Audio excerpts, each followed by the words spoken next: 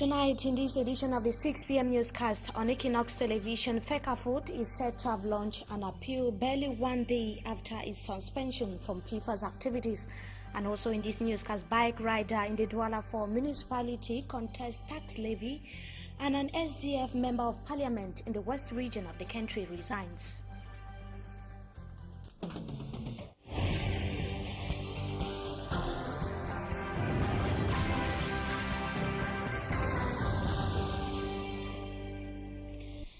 Good evening to you viewers. We thank you for joining us in this edition of the 6 p.m. newscast on Equinox Television. We begin with sports football. The World Football Governing Body, FIFA, as we know, has so far suspended Cameroon, the Cameroonian Football Federation, from all organized football activities. FIFA's suspension came as a result of what they termed the government interference in FIFA's or Fecafoot's activities. For Hansen Chanji now takes a look at some of the instances that prompted FIFA to suspend the Cameroonian Football Federation. His report. The cause of FIFA's provisional suspension on the Cameroon Football Federation could be related to a chain of events that surrounded elections into the National Executive Bureau and its decentralized leagues. FIFA has stated clearly that government interference in affairs of its affiliated federations is tantamount to suspension. On the 26th of March 2013, the Minister for Sport and Physical Education, Adum Garwa, suspended elections into the decentralized leagues, calling on the federation to put all dispositions for hitch-free elections, especially at a time when some candidates were at loggerheads, which threatened national security. The minister will later back down on his decision after threat from FIFA. On May 24, a meeting held at the Prime Ministry will ask the May 25 elections to be postponed. Even though the postponement was sluggishly carried to June 11, it was again pushed to June 19. On the day of the elections, and with the detention of its incumbent president, Iya Mohammed, the government again held a meeting asking for a committee to be put in place to run the affairs of the federation while preparing for future elections. The General Assembly turned down the proposal and went ahead with their elections. Once in power, the newly Executive Bureau will last just 4 days as its Ethics and Fair Play Committee cancelled the June 19 elections. Fecafoot headquarters during this period had been heavily guarded. The mixture of Fecafoot security guards and men in uniform has been interpreted by many as militarization of Fecafoot by the government. FIFA explains that its statutes oblige member associations to manage their affairs independently and with no influence from third party. The suspension will be lifted once the emergency panel put in place is allowed to Fecafoot headquarters to carry out their business unhindered. Meantime, the Intermediate Lions, who were bracing up to face Gabon in an encounter tomorrow, have expressed their worries over the sudden ban meted on Fecafoot by the World Football Governing Body. Ndibakem Victor, the assistant coach for the Intermediate Lions, and Ashu Tambe were speaking barely 1 day after the World Football Governing Body, FIFA, provisionally suspended Cameroon from all international football competitions. They said they had barely carried out, or that they had already carried out series of training sessions ahead of tomorrow's encounter, accounting for the 2014 African Youth Championship, a competition for locally based players. And now let's listen to Ndibakem Victor and Ashu Tambe. They spoke to our reporter in Yaoundé Central region of the country, Marcelin Gansop. I think it is very, very difficult for us because we were ready and well prepared for this match, and you know it's not easy. In short, I'm lack of word because it's not easy. It is not really easy because it's almost the last day of our preparation for the match. But I think it's not the end of the world. We are going back to our team, and we know by the grace of God everything will be fine. It's not easy. I'm really lack of word. When we heard the message yesterday, it doesn't disturb us because we have prepared the guys to play the match tomorrow. So we are still waiting for the final decision from the government.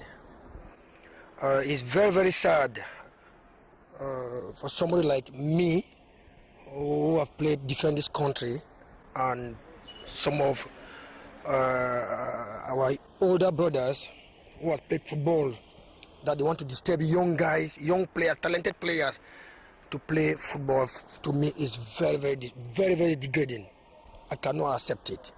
Yeah, but we are waiting for the government. Everything is okay. The boys are well prepared, and hopefully, maybe not tomorrow, but in the nearest few weeks to come, we'll play the match against Gabon. Those are the reactions of Ndip Akem Victor and Ashu Tambe speaking. That was today in Yaoundé Central region of the country. To our correspondent Mark Selengansop. We remain in sports football. The highest question that remains is what are Cameroonian authorities doing about the ongoing situation? They are said to be seeking ways so FIFA can uplift the ban placed on them or on Fecafoot. That was yesterday. The Free Fecafoot vice president and other delegates are said to have concerted in Tinga, Yaoundé Central region today, where they expressed surprise at what they have described as FIFA's sudden decision. They also announced plans to launch an appeal, like I said in the headlines, and security men who were deployed at the Fecafoot's head office in Yaoundé days ago are said to have been displaced. Meantime, Fecafoot's officials have reportedly or are reported to have called on the government to allow FIFA's emergency panel to carry out its work without any interference. We also hear that a crisis meeting has taken place or that it is currently going on at the Ministry of Sports and Physical Education. We shall come back to the resolutions of the said crisis meeting which took place in Yaoundé in a subsequent newscast. Meantime, a standoff was reported yesterday between commercial motorbike riders in the Douala 4 municipality and some council officials. Bike riders were contesting against the sudden increase in taxes levied on them by officials of the Douala 4 council. Details in the following report with Hansin Chanji. At the premises of the Douala 4 Municipal Council Thursday, it is total chaos.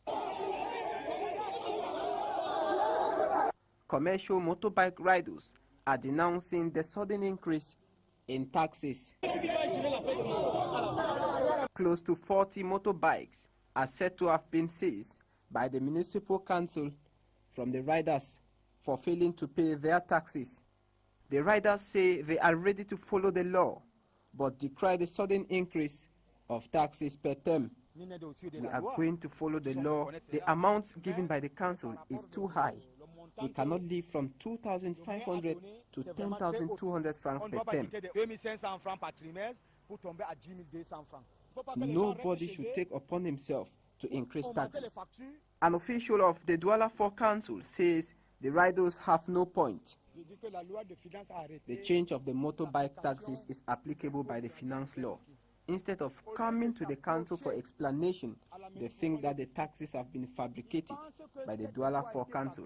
But it is a law that comes from Yaoundé. We are just executing it. The Littoral Regional Vice President of Commercial Bike Riders says that the change of the law should have been communicated to the persons concerned before taking action. We remain in Bonaberi, where some working equipment are said to have been handed down or have been handed to the Bonaberi branch of the National Firefighting Brigade. The gesture by the government delegate to the Douala City Council intends to ease the day-to-day activities of the soldiers of fire, as senior reporter Chris Toby tells us in the following report. The ceremony that brought together administrative, military as well as communal authorities in the Vuri division was the solemn handing over of equipment donated by the Douala City Council as partnership action to ease the installation and rapid kickoff of the Bonaberi Base Center for Firefighting Brigade. Yes, the day of today is a remarkable day for me inside our center here in Bonaberi. It shows the great love between the urban council and the fire brigade unit. And this shows that because we work hand to hand with the population, we are for the civil protection. Welcoming the august guest, Lieutenant Colonel Mikaela, commanding the 20th unit of the Firefighting Brigade, lauded the initiative of the government delegate, thanking him for this reaction after many meetings, which to Dr. Ntonen is a step forward in the fight against urban disorder, as well as promote civil protection. The Bonaberi detachment of soldiers of fire thus receives some 20 beds and mattresses, the same number of cupboards as well as office tables and chairs to equip this newly created center that had already gone to work as soon as it was created and is the talk of the population with whom a good neighboring atmosphere now reigns. So with me, I believe that the population of Bonaberi are more advantageous than those who are rather in Basa or Bunamusadi, because our distance of intervention is shorter. To elements of the Bonaberi Center, the senior divisional officer for Vuri, Nasiri Paul Beya, called for the judicial use of this equipment so as to encourage donors to do more. And as preparations intensify in the country ahead of Cameroon's twin elections bid for the 30th of September 2013, an SDF member of parliament in the Minfi division in the west region of Cameroon is said to have stepped down over what he terms the autocratic nature of the party hierarchy. Honorable Serge Simeon Numba, in a statement, expressed dissatisfaction on the fact that the Social Democratic Front chair is doing nothing to decentralize powers, which are some of the ills Nijan Frundi is preaching as a principal opposition in the country. He also accused the SDF chair for being tribalistic and not being cognizant of the hard work and sacrifice they have put in the party for decades now. According to Serge Simeon Numba, he has no benefit, or he has had no benefit so far, and has simply decided to step down. As of now, he has said that he is still reflecting on what to do next. Surely shall be coming back to that in our subsequent news, because we take you now out of Cameroon to have an update on the crisis that has been plaguing Egypt for days now. The African Union Peace and Security Council has so far suspended Egypt's membership from the Union. The decision was taken after the military-ousted President Mohamed Morsi and installed the interim leader. That was yesterday, and the suspension is coming at a time when Egypt's army has said it would guarantee the right to peaceful protests ahead of the traditional day for major rallies. And Muslim Brotherhood supporters are expected to rally on Friday after the army deposed President Mohamed Morsi, and the new interim leader has so far pledged to hold elections based on the people's genuine will. And that does it for this segment of the news. Up next is Talking Point.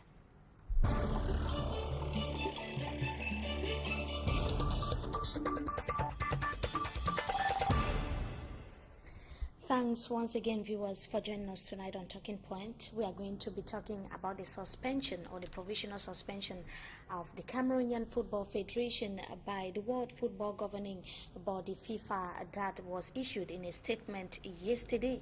Our guest tonight is a former Indomitable Lions player and also a sports analyst. Good evening, Michel Kam, and thank you so much for joining us tonight. Good evening. As we are going to be talking about the suspension of the Cameroonian Football Federation, do you think that it is unjust for FIFA to have so far suspended the Cameroonian National Football Federation, or as many say, it wasn't a surprise? Is it also not a surprise to you? Let's say it's a half of a surprise, because you can imagine that last time during the General Assembly, the FIFA assistant who was in Cameroon came and proposed to the assembly, to vote about a consensus, and that idea was rejected by the assembly. But at that time, they thought that was the best solution for us, because there were so many discussions going around. So I think that this is an occasion for all of us, for all Cameroonians, to sit down and talk about this consensus, to sit down and write a proper text, because we all agree that the texts are not good enough, and that's why you have all these problems. So it's a bad decision, but it's also a good one, because as soon as they will put down the member of this ad hoc committee, they will lift up the sanction. So they can say it's a bad thing, but we still remain to us Cameroonians to see what we want to do about our football. So, according to you, it's going to pave the way for a reorganization and a review for the National Football Federation, that is FECAFOOT. Yes, and we really need it. That's why, to you, it's a good news. When you see what was going on in this football, it was not normal, really. If you are very intelligent, we can say that now we must sit down and work in our text, because it's very important for the future that our text is very tough, very just, so that every member of the federation can be happy, to do his job. That's very important, and we should take time to work to harmonize those texts, to make sure that those texts will give the advantage of football. You save the football, not the individual interest. That's very, very important. What are some of these texts that should be revised, according to you? What are some of the texts? The issue of the government interfering into FECAFOOT affairs, like indicated by FIFA's Article 13, or there are other issues that need to be redressed? Well, way back in 2004, there was tripartite in Zurich, grouping the FECAFOOT, the Minister of Sport, and then FIFA, and few decisions were taken and were not applied. This Article 4, all around the election, we were discussing about the Article 4, saying that the outgoing member of the executive committee were not allowed to vote, and that they should get down to the region and department. I'm sure that they will change this rule, because that was the focus of all discussions. And then there are all of the things that need to be put in place, because normally when the president is not there, the vice president should take control of the federation. But in the text, they say that the central, let's say the executive committee of the federation should do it. So they should put it in clear so that everyone know that when the president is not there, the executive committee is the one to put in place who is going to direct the federation. Because there was discussion knowing if the first vice president was the one to take in charge or not. So this thing should be put down clearly. And that's one of the reasons why this the appeal commission That is canceled. what happened when the Iya Mohammed faction won the elections. The first vice president immediately took over. Yes, but what happened before? It took over, but after the election was cancelled by the appeal committee. And at that time, we need to come back to the first direction. And there was a big problem, because at that time, the former vice president was not in good mood with the executive committee, which is very dangerous. You cannot direct in a federation without having the executive committee behind you. Why was it easier to install the first vice president of the Iya Mohammed faction, but difficult to install the first vice president? That was what I'm saying, because the second one was in good mood with the executive committee, which is very important. So they need to put it on writing, so that if the vice president is not in good term with the executive committee, he cannot direct. So that's something that the law didn't say, because in this case, the vice president was not in good mood, let's say like that, with the executive committee, and that everything was blocked. So they need to put it on right. They need to put it clear, so we know what will happen when the president is not there. Who is going to take control? So we need to put it clearly, but it was not that clear. So that you see, and just considering that we were going into problem for no reason. Everybody trying to say this, I'm right, you are wrong, just because the text was not so clear. We need to put all these things very clear so that everyone can read it and apply it with no discussion. So what would happen now? You earlier talked about the need for the creation of an ad hoc committee, maybe to run the affairs of FECAFOOT. That we need is what is a decision. FIFA imposed it. That's to do what it. FIFA is imposing. Yes. So if that is done, would the situation change? Would it change FIFA's decision? Yeah, for sure, right away. As soon as the member of the ad hoc committee is put in place and they are in office, then the FIFA will obligate. How soon can that take place? That depends. Can that possibly take No, place? we have to wait for the government or the FIFA and CAF to name the member of that committee. I believe it's not going to be so long. And I think also that they are going to discuss with you have to remember that the president of the CAF is a Cameroonian. So they have to consult him to know who is going to pick up as a member of this very, very important ad hoc committee. It's very important, because they need to have people there who are going to work really with patriotism, because they are taking in charge, something that's going to help building our football for all the future. So as soon as the member of this ad hoc committee is in place, FIFA will believe is essential. And a meeting took place that was in Yaoundé Central region of the country between some of the vice presidents of the Cameroonian Football Federation, as well as some delegates. They announced plans to launch an appeal for FIFA to redress or uplift its ban on the federation. Let's wait and see. I don't know how we never know. I don't know what's possible. Is that possible? I really don't know. Just have to wait. But that's going to, it's going to take time. So by that time, we have to miss this game, maybe even miss the World Cup qualification. There are many things coming up front. So if we think that there is no need to be on the rush, that we can take time, to go in court, to discuss, to put this thing in place, so we'll do it. But it's a big problem for all Cameroonians, because, especially members of the Federation of Football, because right now there is nothing we can do. There can be no transfer for players, we can do no matches, we can do nothing. So really, we are running out of time. We need to do it in time and do it rightly in time, but we need to do it properly. So what happens between now, especially the encounter that was supposed to take place between Libya and the Indomitable Lions of Cameroon in September? What happens? Because now the Lions has been given 3 points following Togo's sanction. Yes. The sanction that was placed on Togo. The 3 points were deducted or taken from Togo and given to the national football squad, the Indomitable Lions of Cameroon, after it was discovered that an unqualified player was included in the Togolese national football team during their Lomé encounter. So what happens now? What happens as far as the encounter between the Lions and Libya is concerned? The encounter that was built for September. Nothing can be done unless we put in place this member of this ad hoc committee. That's what the FIFA said to us. We have to. Okay, if we need to appeal, they'll appeal. But the condition now, the only condition to accept to put in place the member of this ad hoc committee. That's the only condition for FIFA.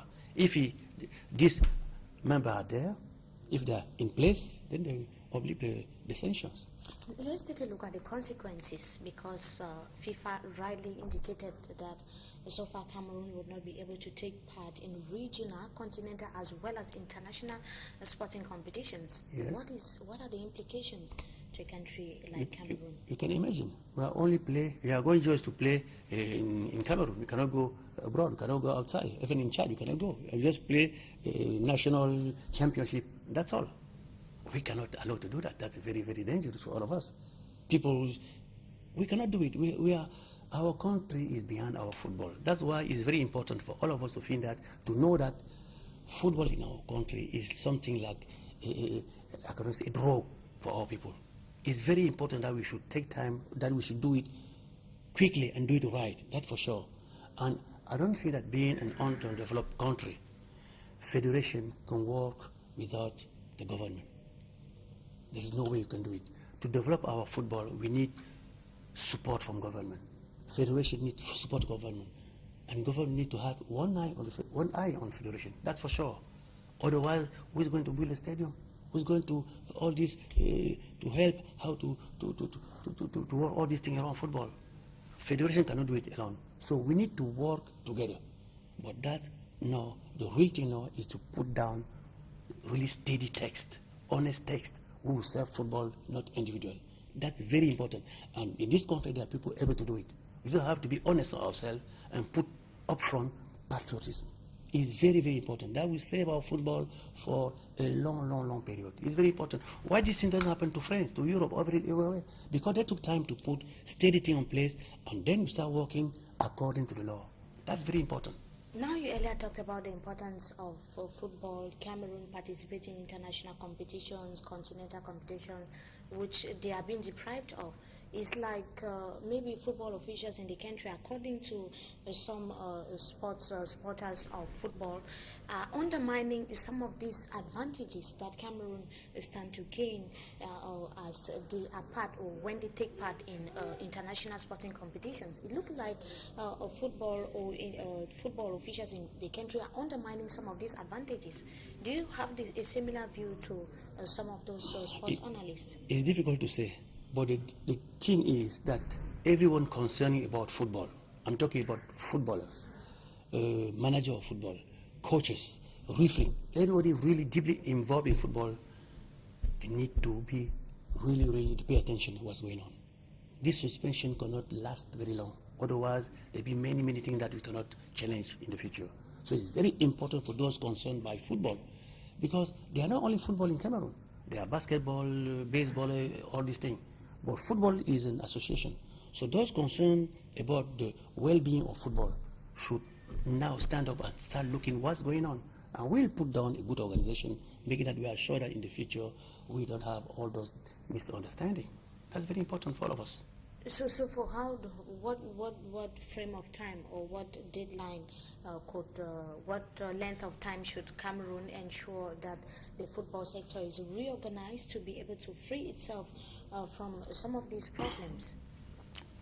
As I said before, first of all, text. We need to put good text on place. There are very things lacking our text. Our text today are very poor. First of all, text. Then we'll see how to implement them on the field. That's very important. We can do it in text, in 2 weeks. But FIFA gave us up to March to do it. Yeah, so we have time to do it. So just put down the member of this committee. Probably they will go around and choose, let's say, technician that can really give their own reflection, concerning this part or this one on football. And then they will set up and put down something, a conclusion. They will forward it to the FIFA, and then they will decide what to do. But we are the one to do and to write what we really want to do about our football. It's Cameroonian, not somebody else. And putting this text on time and putting in place as well the ad hoc committee, like you earlier indicated, how soon is it going to change things as far as the ban is concerned and Cameroon taking part in international competitions too is concerned? As I said before, as soon as even tomorrow, if that depends, the time is going to take to put on the ad hoc committee. As soon as this ad hoc committee is there and the governor accepts it and put it on place and they enter the federation, then the sanction will be lifted. So as soon as we can play. Everything. And Cameroon now will be able to play everything, and yes. even take part in Absolutely. the World Cup competition. Everything. For Brazil. Yes, the sanction will be lifted. But thank you so much, Mr. Michel Kaham, for joining us tonight on Talking Point. Thank you. And to you viewers, we thank you so much for joining us in this edition of the 6 p.m. newscast on Equinox Television. Join Etienne Pascal Azegui at exactly 8 p.m. for the French version of the news. Meantime, have a wonderful stay in the company of our programs, as well as a blessed weekend.